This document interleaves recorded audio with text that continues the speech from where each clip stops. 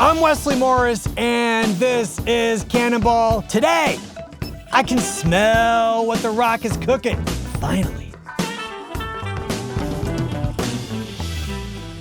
Now, if you were to do a Family Feud style man on the street poll, like if you just walked up to people and asked them, name the biggest movie star of the last 25 years, I bet you, that was a terrible Steve Harvey, by the way, I bet you'd get enough people answering Dwayne "The Rock" Johnson that your family wouldn't get a strike if that was your answer.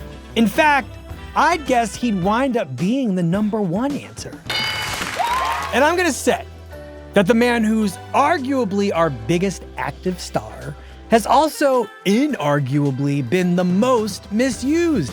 He's usually a body first that makes everything else about him, his humor, smoldering intensity, and his charisma, his chill, all of those things have to compete with what a mountain range he is. But this year, Johnson's body is once again the centerpiece of a new movie. It's called The Smashing Machine, and for once, it's what's going on inside that body that's fascinating. He plays the mixed martial arts fighter Mark Kerr, a man built like the Pentagon paid for him, but he plays Kerr in this way that might get at the real humanity and even tragedy of the actor playing him. Winning is the best feeling there is. It's 40,000 people and they're cheering you on. There's no other high like it in the world. This all made me want to talk to my friend Sam Anderson, who wrote a really revealing profile of Dwayne Johnson in a recent New York Times magazine. Here's my conversation with Sam. Sam, welcome back to Cannonball. Thank you. Glad to be back. I guess I'm going to start by asking a pretty straightforward question. You're one of my favorite writers of profiles. Thank you. Bar none. You have written about Laurie Anderson, Rick Steves, Weird Al Yankovic, Kevin Durant, Russell Westbrook. I'm curious, what is drawing you to, of all people, Dwayne Johnson? What made you say yes to wanting to spend an afternoon with him? Yeah, it actually was not my idea. My brand is sort of finding quirky, outside the mainstream people, I would say, and writing about them. Usually. I think he's by far the most famous person I've ever written about. For sure, yes. So it was my editor who came to me, Sasha, and asked if I wanted to write about Dwayne "The Rock" Johnson. And I thought, well, I don't know. What's he, I mean, sort of course, in a way, of course. And then on the other hand, no, not really. So talk to me about of course.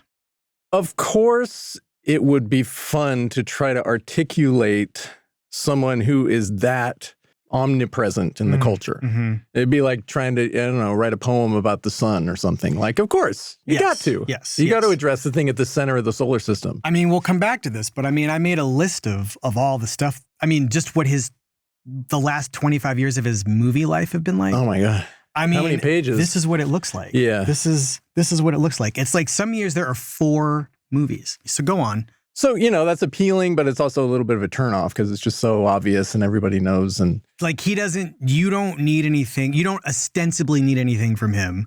You might not have any questions, like looking at things superficially. Yeah. Right. Also, he's been written about so much. Yes. He's done and so many interviews. And in a couple cases, well. Oh, beautifully. Yeah. Katie Weaver wrote a brilliant and hilarious profile of him. Zach Barron did another one last year. For GQ. Yeah, that was great. Both very good elite profile writing pieces of The Rock. So yeah, it's ground that's been well explored. But what got me excited was his new project. Okay. And I heard that he was doing his first serious role. I mean, thank you for putting that in quotes. Yeah, right. But he was doing a movie with Benny Safdie. So one of the Safdie brothers who have made all these fascinating projects. Uncut Gems. Yeah. And Good Time with Robert Pattinson. Yeah. And then The Curse, the TV show The Curse with Nathan Fielder. Yeah. Which I loved. And so I just loved their whole thing, this whole kind of intermingling, this weird, uncanny intermingling between like reality and fiction. Sure. So in Uncut Gems, you're like really in the Diamond District and they're just shooting street scenes and people are walking by and it's like this kind of porous membrane. Yes. So you don't really know. I mean, Kevin Garnett famously in Uncut Gems is playing Kevin Garnett. Yeah. Right. Yeah. And the curse revolves around this kind of reality show. So they're filming the filming of a reality show. And I like that aspect of it. And so I was excited to see The Rock in that environment and to talk to him about that project. So that's why I said yes and got excited. Also, I was curious to be around a person who is that famous. I never have. I mean, Kevin Durant's famous. John McPhee didn't quite give you those chills. Yeah. So you go down to Georgia, where his ranch is. Well, I mean, it was a whole thing. It was like months and months and months. As you can imagine. Going back and forth trying to set up a time to find him. Yeah. Yeah. It really felt like trying to set up like an interview with Barack Obama or something. It felt like that magnitude. And then they're like a few days before, like 3 or 4 days before, like, he would love to host you. DJ, they call him DJ. DJ would love to host you on his farm in Georgia. He would love to introduce you to the bull, the Brahma bull that he has raised on his farm in Georgia. I will pause for 1 second to just say, yep, he was called in his early days in professional wrestling, the Brahma bull. The Brahma bull. Yeah. He's got a little like tattoo. He had a little logo on his shorts. But anyway, the Brahma bull has a Brahma bull. And so that was the plan. So, I'm just curious. You and I had been talking about what this experience was going to be like. Yeah, you gave me kind of a crash course because I haven't been paying attention to professional wrestling for a while, and you love it. I do. You love it. I do. So Wesley took me out for lunch and told me for like 3 hours about why The Rock is so amazing and his whole arc, and it was like, yeah. I mean, I think that it's worth saying that, professional wrestling wise, he came to us in like the mid 90s as a kid, but it was instantly clear that he had something that very few anybody who like communicates with the public has.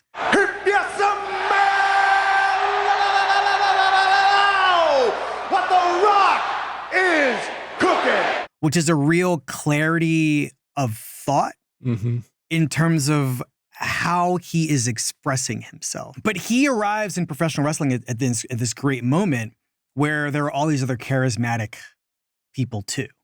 They call it the Attitude Era. Right. If you got enough manhood to accept my challenge, then your bottom line will read, has been compliments of The Rock.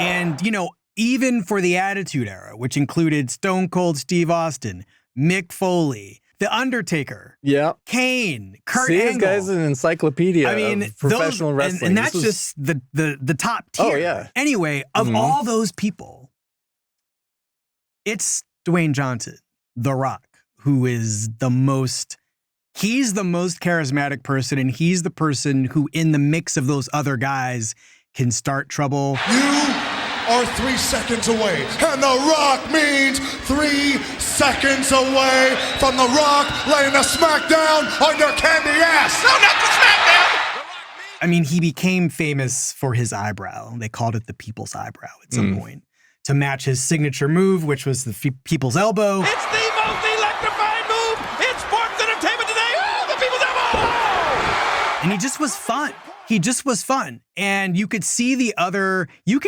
other wrestlers when he's on the mic.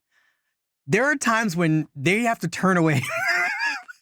They have to try to find a way to fake their way through how funny this guy is. Right. Because sometimes you kind of break character because he's just so good at his job. Yep. I mean, you look at this guy and you're just like, when is Hollywood going to call him?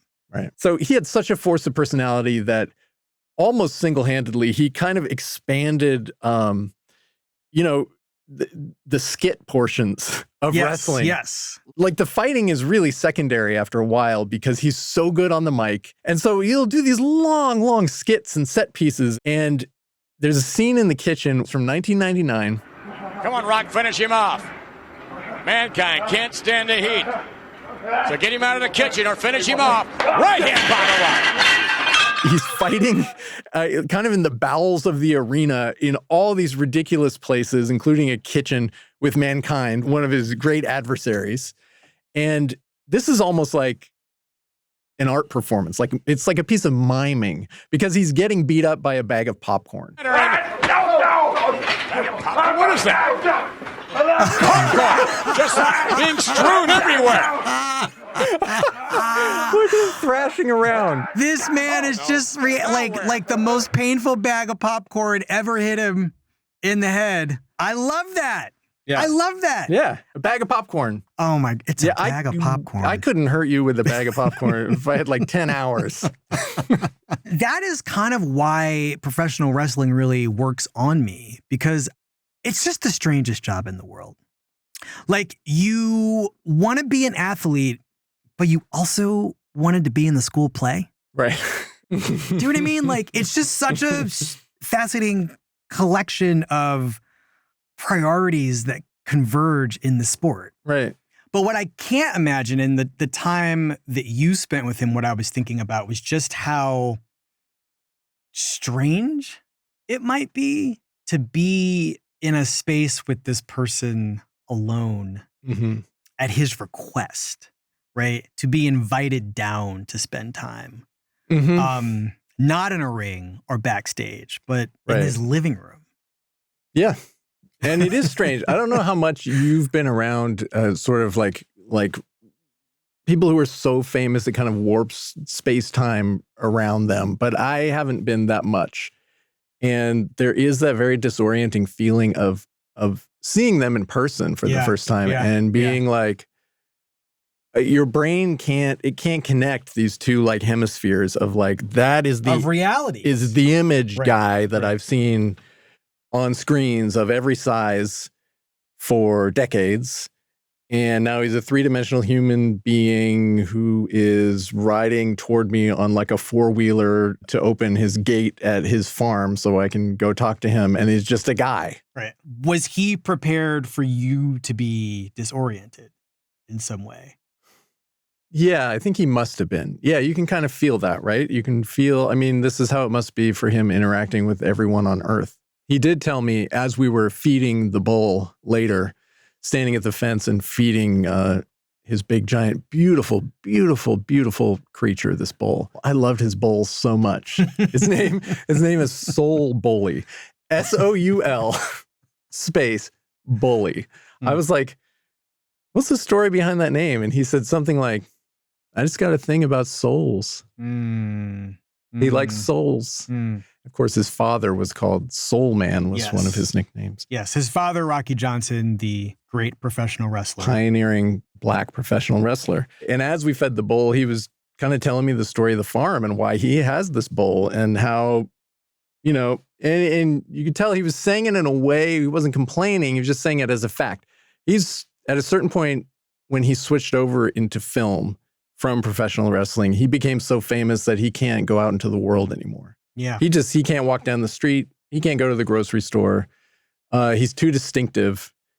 I wouldn't miss it. Yeah, with the super fame. Like you imagine Brad Pitt could put a hat on or something and sunglasses, get away with it. Dwayne "The Rock" Johnson can't. So he's kind of created these worlds for himself where he has, you know, on the farm, a pond he can fish in. He loves fishing. And his bull, who's his friend, who when he wakes up alone on the farm because his family's somewhere else and feels a little low, he told me he remembers that he has this buddy out there in the field and he'll go just pet the bull and feel better. I have a weird question. Yeah. Like, he's married. Yeah. He's a father. Yes. What? And I mean, presumably he's got friends. So are we talking about loneliness or solitude? Oh, that's a great question. Loneliness or solitude? And what's the difference there? Loneliness is involuntary. Solitude is I think loneliness is an experience that's a side effect of things you may or maybe can't control. Solitude is an experience you seek out and you aim to create for yourself. you seek to experience it. I don't Right. think loneliness is a state that you pursue. And I would say, based on my one day with Dwayne Johnson, long day with Dwayne Johnson, there's both. There's both. I think part of what makes him fascinating is he is, as everyone knows, just one of the most magnetic people you'll ever see. Right. Coming through a screen or sitting in a room like we are right now, like you just feel that. You feel that charisma. You see the smile. He's like really connecting with you as a human being. And yet he describes himself as kind of shy. He's an only child. He grew up an only child, moving constantly because of his dad's job as a wrestler. And so this was a kid who was getting pulled out of school in the middle of a year and thrown into a new school and couldn't really hold friendships. And so he is kind of solitary, shy, introspective, very thoughtful, and at the same time is incredibly magnetic, and you can drop him in a crowd and suddenly you have 100 people who are best friends with him. And I think both those things are true at the same time. But I guess, what is it like to then suddenly have all the crowds disappear, and the experience you have with him is an experience that like a small handful of people are really only ever going to?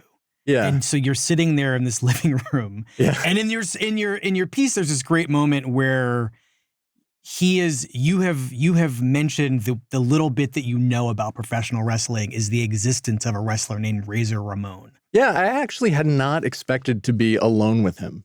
Like I said, it took forever to arrange this interview. You got the sense that there are just teams of teams of teams that manage his teams. And I get to the gate and I text his assistants who've told me to text them. And they say, okay, he's going to come open the gate himself. And Wait, he does. you guys aren't going to do it? Yeah. And then I never see another person. It's just him at home. And so we are alone. And things get really deep very quickly. And at a certain point I said, okay, let me just tell you kind of my perspective, what I hope to do, what I'm doing, the way I approach things. I confessed I'm not a fan of professional wrestling. Last wrestler I remember really liking was back in the 90s, this guy called Razor Ramon. He was like, Razor Ramon, that was your guy? I was like, yeah. He's like, Scott Hall, great guy. And I said, oh, you know what? I remember reading, because I read, a pile of stuff as usual. I remember reading you copied Razor Ramon's punch, right? You used to study that punch and copy it. And I'm telling you, Dwayne "The Rock" Johnson sitting on his couch, he's got his feet up, he's barefoot, he's sipping tequila, and he just lights up like a little kid. He's so happy. And he's like, yes, yeah, wow, yes, I did study Razor Ramon's punch. And then he starts telling me the story of his punch. When he started wrestling, he had The Rock had a really obviously fake punch. And he starts telling me the story, and I've read this story in a couple different places. And I'm like, yeah. And then I was just like, sorry, I'm going to stop you. Can you show me the difference between a bad wrestling punch and a good one? And he was a little surprised, and he was like, show you? I was like, yeah. He's like right now? I said, yeah. And he just popped up. He just flew off of that couch and was like, all right, difference between a good punch and a bad punch. And I was like, oh, wow, he's going to do this. And so I stand up just to kind of watch, and he is instantly like in my face. He just goes across the room and he's in my face, and he's showing me what it looks like when you do it. And he showed me, 10 different terrible wrestling punches. There are some bad ones. Oh, yeah. For sure.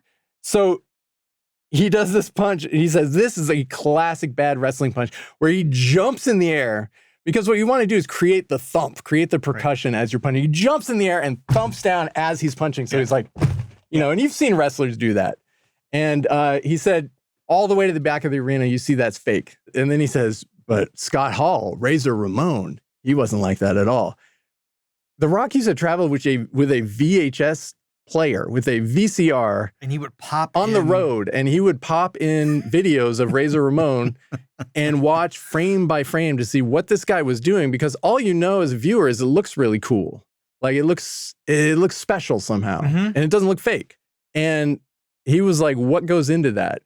And he broke it down motion by motion. And the Razor Ramon punch was this huge, like, twisting motion with a couple different, so you start the whole body, a lot of torque.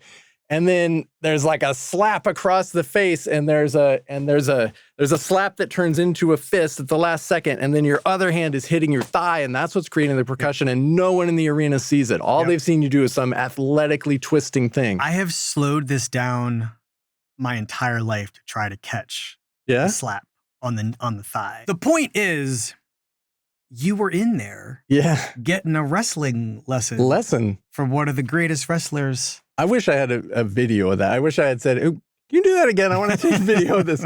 So that was the first moment where it really, like, we connected over, I think, a shared sense of curiosity and appreciation of, like, real expertise. I think, though, when you and I were talking about having this experience, like before you had actually done it, and this question that you had circled around was, I'm going to just reduce it to one word, which is pain. Yeah. And so I'm really interested in how he thinks about the concept of pain and what that means to him. But pain. When, my literal brain, when you brought this up to me, Sam, I was just like, oh, well, you must be talking about what it might be like to suffer in the ring and to, like, get a ring injury. Yeah. That's not where you went. Like, this wound up going to somewhere really surprising and personal that I think in some ways is connected to this movie. For sure. Yeah. So I had seen the new film, and I had been kind of marinating in Dwayne "The Rock" Johnson's career for weeks and months leading up to this encounter with him. And the word that I really started to carry around and think a lot about was pain, was this concept of pain. I just, in watching his wrestling career, in reading about his life story, in watching his film career as an action star, and then this new movie, The Smashing Machine, it hit me at some point, like, this guy, one way to think about this guy's career is he is really an artist of pain in many forms. That's kind of his medium. Inflicting it, receiving it, inflicting it, performing it in various ways. He was a football player before he became a wrestler, and famously had a horrible shoulder injury that ruined his what should have been probably a star football career and an NFL career. So this is a guy who had suffered pain on every level possible, I thought. And so, at some point, everything kind of crystallized for me in this question that I started asking everyone I know before I went out to do the interview, which is just, what is the worst pain you've ever felt? And I would ask friends, family, neighbors, colleagues, everybody. I asked you. You did. I can tell you your answer. What was my answer? You have a horrible allergy to broccoli and all that kind of stuff. That's a great answer. And it feels like you've eaten glass. Yeah, broccoli rabe. Yeah, broccoli rabe, quinoa. Yeah, quinoa. That is definitely my answer. Pretty sure I told Dwayne Johnson about that, by the way. I told him about a lot of different people's pain because he was interested. He was fascinated by this question. So all along, I had planned to kind of spring this question on him. And after we settled back down after the Razor Ramon thing, which we really kind of bonded over, I think he enjoyed being able to get into that level of detail. And I gave him my little spiel, and I said, so I've been asking everybody, and I want to ask you, what's the worst pain you've ever felt? And I knew, 50 different answers he could have gone with because I had seen him in the ring take some serious hits and get really, he has torn muscles, his Achilles, he's suffered a lot. And most people, when I ask that question, tell me about some physical injury. But that's not where he went. Yeah, he sat with it for a while, and then he just launched into the story about his dad, about being a kid and getting really rejected by his dad. Rocky Johnson. Who he had a very complicated is the word that he likes to use, relationship with. I would say operatic. Oh, yeah. High human melodrama. Oh, yeah. Unbelievable. His dad was an incredible character. I mean, like famously, but then, to be the child of someone who's famously a character is a different story. Yeah, for sure. Yep. So he told me this whole story about his dad and his mom, and they're moving around the country and these kind of traumas that he went through at a really formative moment in his life. And that sort of set the tone for our whole day together. Right. We ended up spending, it's funny, they sent me this itinerary with everything scheduled down to the half hour. And the moment we sat down and started talking, that just went out the window, and he was just in it. He was just talking. Right.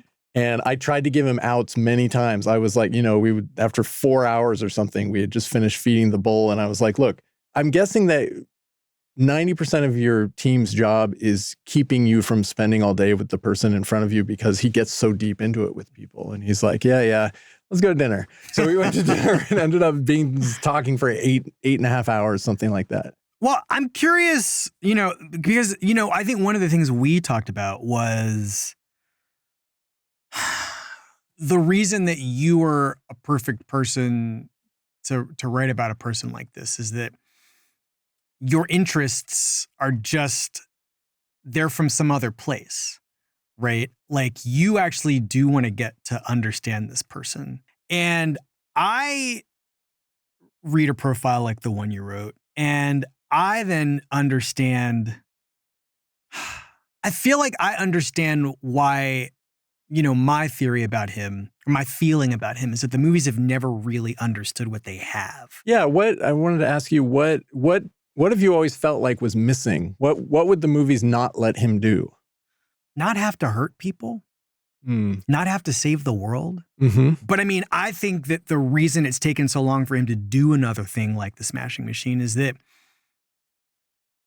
I don't know. I read what you experienced and captured and thought, I don't think he thought he could have done a movie like this. I guess a thing to also think about as we talk about him is it's along the lines of what you are identifying as being this, Josh and Benny Safdie filmmaking priority of this permeability between artifice and reality. Sure.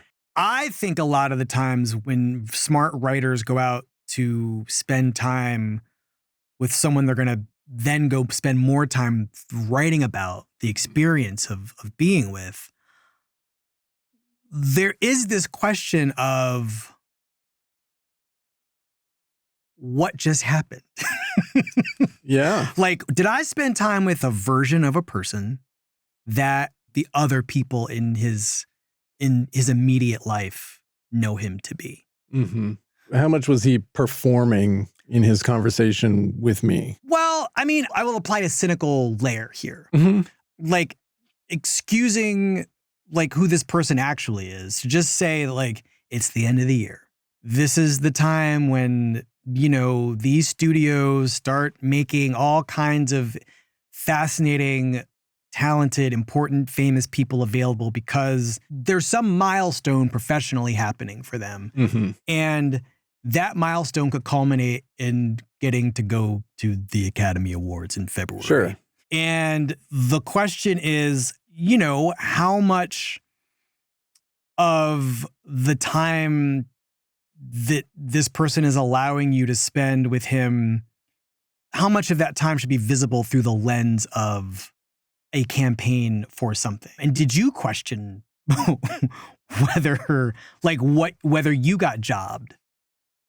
Yeah. It's funny. That was always in the back of my mind. Like, is he being real, or are we hitting it off? Are we having an honest conversation, or is this all just a really great promotional performance? And in the end, I don't know. I did flip that around too. It's like, well, I'm coming to his house. I'm asking him very personal questions. I'm sharing things about myself. And, I'm coming in there and doing that also because it's part of my job, right? I'm not going in just for an afternoon. I'm going in because I'm going to write a big profile and I'm going to look cool because I hung out with The Rock and I got through to him and connected with him, right? And he's doing it to promote his new movie. And if he looks deep and pained and emotional, that's good for the promotion cycle of this movie where he plays a man who's in pain and deep and emotional. So we're both within this container, right? We're having this human interaction within that container that's very artificial. At a certain point, it is just me and him sitting in that room at the same time. Right. And something human happens within that container that to me is real. I mean, what I came away thinking was, we spent all this time together. I wake up the next morning to a voice memo on my phone that he's texted me. He's texted me pictures that he was secretly taking of me in the bowl and a video.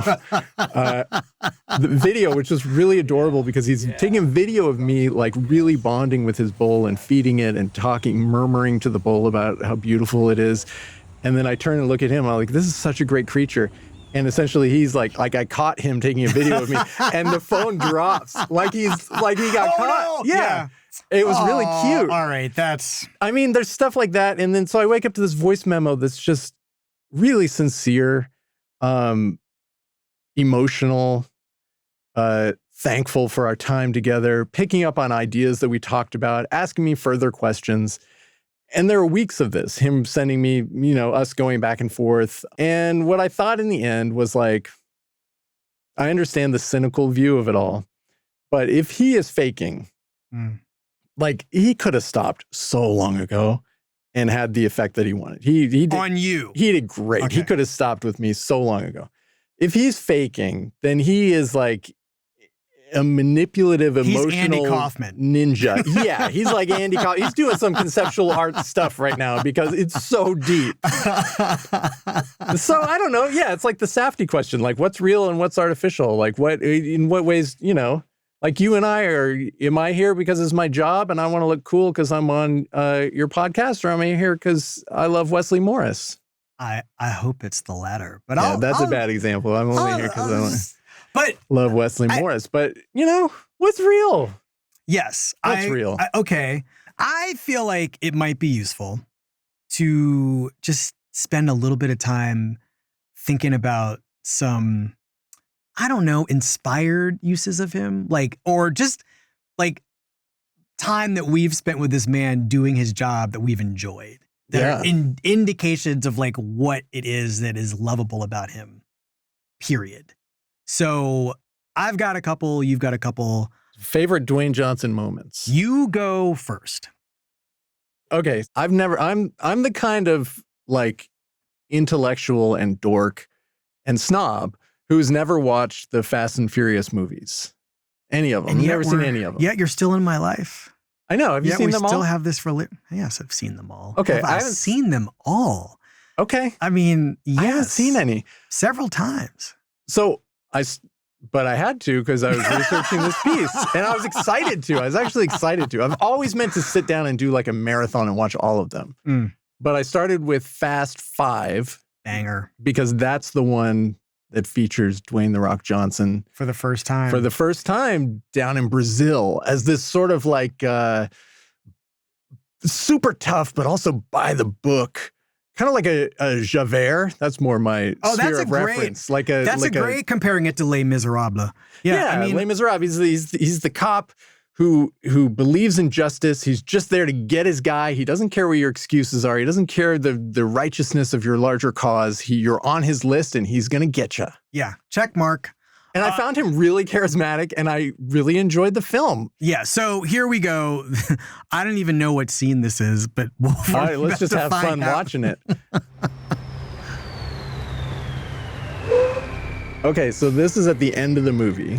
So this is Vin Diesel and Dwayne Johnson setting up what is going to be the 6th Fast and Furious movie. The music is always so ominous and ridiculous. Yeah, he didn't even look. He just shoots Shot the guy. He didn't even look at him. It's a hell of a mess. Yeah, it is.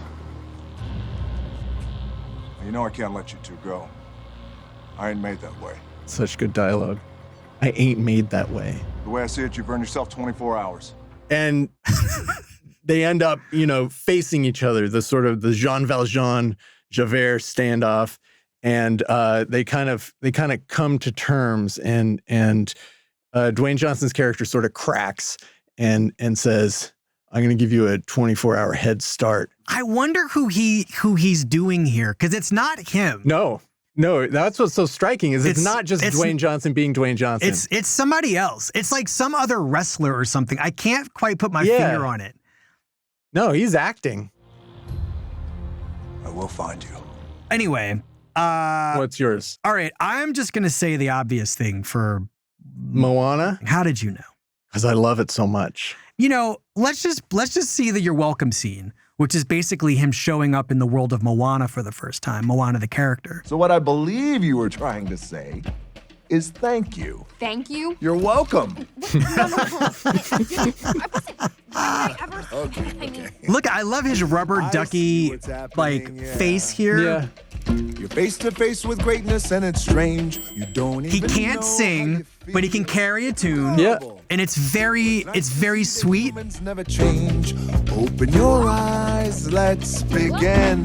Yes, it's really me, it's Maui. Breathe it in. I mean, and also he moves the way you think Dwayne Johnson actually would if this were a live action version of this movie. Which he's now making. Oh, no.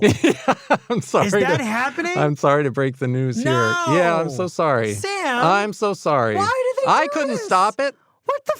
Call him right now. Tell him no. It'll probably be great. Oh, God. I think of him in his films as almost like a human cartoon. Like in that where he's doing something in all these films where he's not quite real. Nothing can hurt him. He can jump through a glass window. He's fine. He can get his big toe shot off. And then so to see him as an actual cartoon, I don't know. There's something like that doubles the energy of it or something, I don't know. I love everything about him in Moana. What about you? Oh, I think it is a perfect use of Dwayne Johnson. Yeah. It's funny now that Dwayne and I are best friends. When I watch, then you need to call your best friend and stop him from making live action Moana.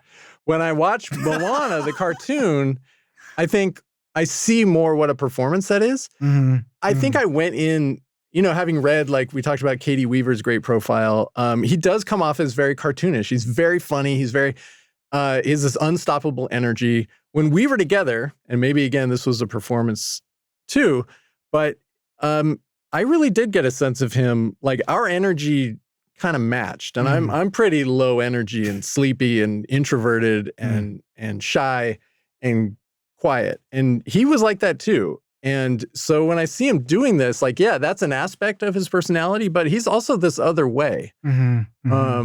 I think it's exciting to think about him and Moana and to like just sit with all of the stuff that I think it is possible that he can do. It is why I am mad at the movies for even asking him to do all of the things that have aligned him with the jungle, for instance. I mean, Jungle Cruise, those two Jumanji movies with Kevin Hart. Oh, my God! You better get in there and go save her. I'm not getting in there. You get in there. I'm not going anywhere. I got a backpack on. You don't get in water with a backpack. Everybody knows that. Like, it's too much. The skyscraper movie that he did. Yeah. I mean, I'm sorry. It just brought him too close to King Kong for me by the end of that movie.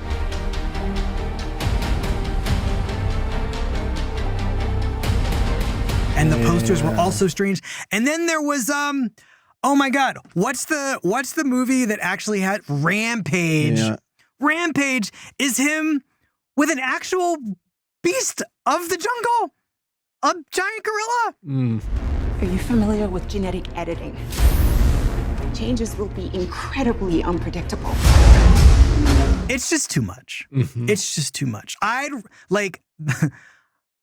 watch Moana and I see him exploring something that is really like in his bloodline as a Samoan man, like spending time with these in this Polynesian culture.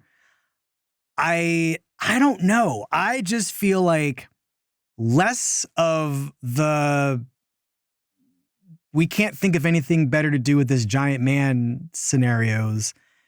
Yeah, he is a human being. I think that the humanness of the comedy here is as wonderful to me as the tragedy of Mark Kerr in The Smashing Machine is kind of deep. And actually, I should probably ask you how you felt about The Smashing Machine, which is the movie that he's currently in, Dwayne Johnson. Well, have you ever heard of the Ultimate Fighting Championship, the UFC? That's the bloody thing they're trying to ban. And I think it's very good, but I think he is very good in the movie. And it's basically it's based on the real story of a gentleman named Mark Kerr, wrestled in mixed martial arts at, before it was the UFC that we currently know. It's 40,000 people, and they're cheering you on. There's no other high like it in the world. And this guy is a very, very, very, very inconceivably gentle human being in this hulking, enormous body. Is your description? I'm just gonna look. Is it? What is their description of the biceps? I love, by the way, Wesley. When Wesley reads an article that you've written, he scribbles all over it and draws giant hearts. He's writing with a green pen. He's scribbled all these little comments, and there's a giant heart. It's very satisfying to look at. I'm not going to find it, but I know I underlined it. But basically, you describe at some point that he's got these cantaloupe. It's like his whole body is like a bag of cantaloupes or something like that. Sentient pile of cantaloupes. There we go. Yeah. There we go. Yeah, Mark Kerr was just like, he had a legendary physique. In addition to his legendary personality, which was, as you say, just incredibly gentle. And was, I hate this phrase, but I mean, the way they talk about him, they called him the Smashing Machine, but really he was a gentle giant. Yeah. You know what phrase popped into my mind as I was watching the movie? Meaty sweetie. Sasha wouldn't let me put that in the piece. Yeah, gentle giant.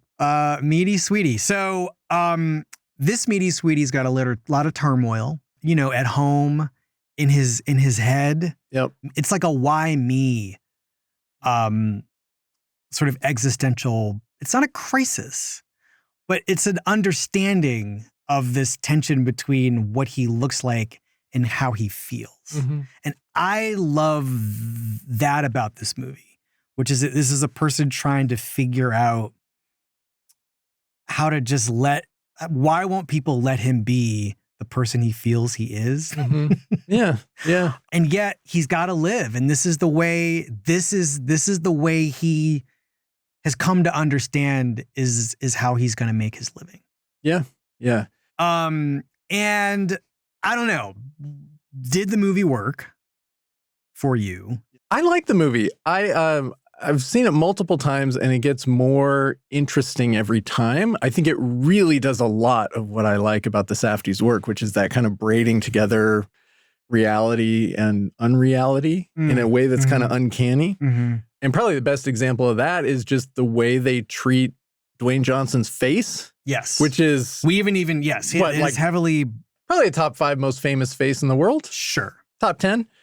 We just talked about how he can't leave his house. Can't leave his house. He's got like the most magnetic smile.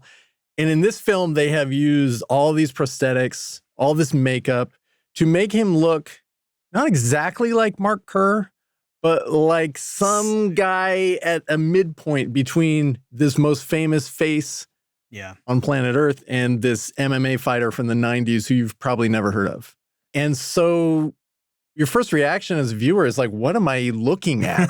Like, where am I? And that uncanny feeling is there the whole movie. And Benny Safdie told me that was on purpose. He said the makeup artist absolutely could have made him look exactly like Mark Kerr, but they wanted that kind of uncanny valley feeling of, you see the super famous face shining through. You see Dwayne "The Rock" Johnson experiencing this turmoil, struggling with his addiction to opiates, fighting with his girlfriend, losing fights. So, yeah, I found it fascinating. I'm calling because I know Dr. Rob was going to write that prescription for Voltaren for me. Yeah, but Voltaren as a pill, it's a little hard on my tummy. I mean, he changed his voice. He has this kind of high voice, this high, gentle voice. So what I was hoping is if Dr. Rob can write a prescription that's a little better than Voltaren, that's a little stronger too as well. It's kind of gentle, high voice. I think I describe it in the piece as like his voice is like a pair of hands cupping a baby bird. You know, he's like trying not to hurt. He's trying to protect and not hurt everyone around him, even though he looks like the Incredible Hulk. And he looks like two Incredible Hulks. He does. And so he's really doing an impression. But within that performance, he's also going pretty deep and painful emotional places. I mean, I think he breaks down twice in the movie, crying. Yeah. Yeah. In a different movie, there would have been these other moments where he either explodes in a rage or breaks down in tears. Yeah. But in this movie, it happens almost emotionally, arrhythmically. Yeah. There's this incredible moment. There's kind of one of the big explosive fights at home where out of nowhere, he breaks a door in half. And the moment that stuck with me after I watched it was... That is a wild moment. Oh, yeah. The ease with which that door it's like a cracker. Yeah. He snaps a graham cracker in half, but it's a door. And before he breaks the door, he sets his plate down so delicately on the counter, breaks the door, smashes it up, and then picks the plate back up so delicately and brings it into the kitchen. And it's a really subtle performance in a lot of ways. I think it really works as a kind of psychodrama for Dwayne Johnson. And what I enjoyed was being destabilized by the person at the center of the movie. Right. And, you know, there's two sets of baggage that you bring when you go. One is that you know you're seeing Dwayne Johnson in a movie. The second is you're seeing Dwayne Johnson starring in something that I think he's really struggled with how to indulge these last 25 years, which is making a movie about a person who gets in a ring to do his job. Right. I got to speak with Mark Kerr, the real guy, and he is exactly as depicted in the film and just a real sweetie. He told me he has come to realize over the years that his secret power is his ability to be emotional. And he gave a really beautiful kind of monologue about the toxicity of fighting culture, sports culture, masculine culture, and how much of life you're missing out on if you're not emotionally connecting with people for real in an authentic way. That is fascinating to me. Because I feel like so much of Dwayne Johnson is really, you know, he can smell what Mark Kerr is cooking. Yeah. As an actor. He told me at the Venice Film Festival, the first time he had seen the film surrounded by a bunch of strangers who had never seen it, he was sitting between Dwayne Johnson and Benny Safdie, who wrote and directed the movie. And there are all these really wrenching, difficult scenes, you know, where he's breaking down crying and where he and his girlfriend are having a huge fight. And he said it just brought back, it was so real to him, it brought back all the emotions of those moments. And he found himself really struggling emotionally. And Dwayne would reach over and just kind of rub his back or squeeze his knee. And Benny would reach over and there's kind of a big climactic fight scene with his girlfriend, 8 minutes long. And he was really struggling. And Benny reached over and held his hand. And he said they held hands for half an hour for the whole rest of the movie. And I think that's kind of the vibe of the movie. These big, needy guys who love each other and help each other. And need help, right? And acknowledge each other's emotions. Yeah. And their own emotions. I mean, I don't know. I think that's right. I also think that, like, what I'm coming back to is just what professional wrestling really is. Which is, you know, these very tough people performing vulnerability. Yeah. Right? Yeah. Performing the acceptance that somebody has to lose. Theater of pain. Yeah. Yep. Yeah. Yeah. And I don't know. I just feel like Dwayne Johnson is an exemplar of of the theater. Agree. Sam Anderson, thank you for doing this. Welcome. Thank you for having me. Wesley and I were holding hands under the table through the whole podcast.